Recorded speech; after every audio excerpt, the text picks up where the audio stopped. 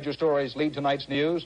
President Ford has signed the tax cut bill. We'll have details on that later in the broadcast. In South Vietnam, Da Nang has become a Dunkirk, with one crucial difference. Unlike Dunkirk in World War II, Da Nang is stricken with rampant panic.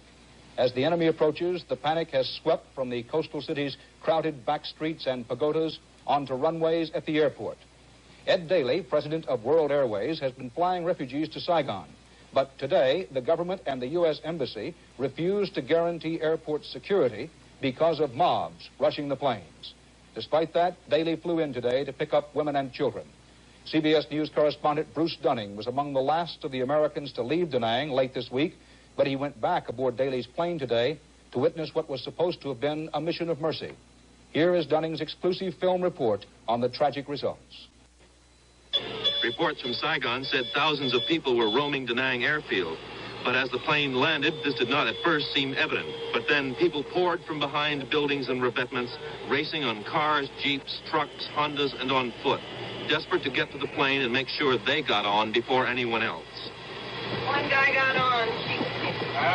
As soon as the rear stairway was lowered, the stampede of terrorized people tried to storm the plane. From the cockpit, the pilots reported by radio that the situation was out of control.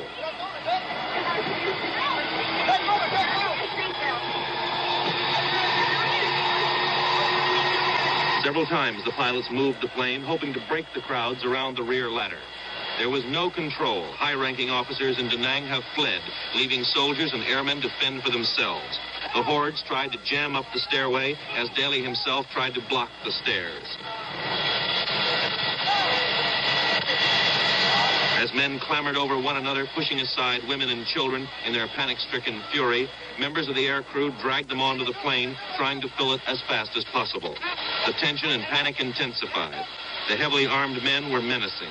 They left their wives, their children, their aged parents on the runway while they forced their own way on board, a rabble of young enlisted men. CBS News cameraman Mike Marriott and soundman MIธ์N dared not leave the plane, aware they might not be able to get back on. One newsman was left behind as the crowd pushed him out of reach of the plane. The stewardesses dragged people on and rushed them to seats, screaming all the while, "Where are the women and children?" They piled 4, 5, and 6 men into seats intended for 3. Finally, there was room for no more. The plane began to move as people still clambered up the ladder. Angry men left behind fired pistols and automatic weapons at the plane, determined that no one would go if they couldn't. A grenade went off under one wing, damaging it. Unable to move on the blockaded runway, the plane raced down the taxiway, swerving to avoid vehicles, perhaps even running over people. As the plane strained laboriously into the air, people were still clinging to the wheels and the rear stairs. 7 men fell off as the plane reached heights of 1,000 feet or more. As the plane reached 6,000 feet, 1 man was still stuck in the ladder. Daly had to climb out and pull him back as the plane swerved and shuddered under its heavy load. As calm fell on the smug men who had managed to fight off their friends and relatives to get on, the hard-working cabin crew took account. 268 people were on board, among them 5 women and 2 or 3 small children. The rest were some of the men whom President Thieu said would defend Da Nang. They had no apparent feelings about leaving others behind, only gratitude that World Airways had saved their lives, with a flight that Ed Daly intended for refugee women and children. Once in flight at low altitude, because the damaged rear stairway wouldn't close, the pilots assessed the damage to the plane.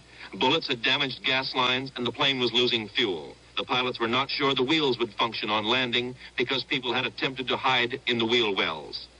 The flight from Da Nang to Saigon normally takes about 50 minutes. This one took more than an hour and a half. Another World Airways plane flew alongside, trying to assess the damage, and reported that the cargo hatches were open and full of people. Do you think the nose gear will come down, or you can't tell yet? Can't tell, and I don't want to check until we get in closer. That's the biggest problem I see at the moment here. Long 945, clear to Saigon. Something hanging down in my gear doors. It may be a body. Did you say a body?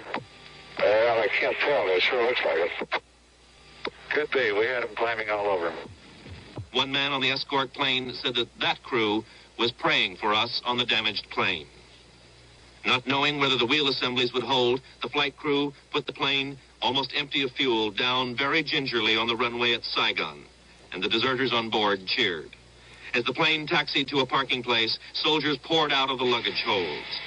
As cameraman Marriott was filming the unloading, a South Vietnamese Air Force security officer arrested him for taking these pictures. The Air Force had things under control again. But the men and women of World Airways had brought their plane and its load home.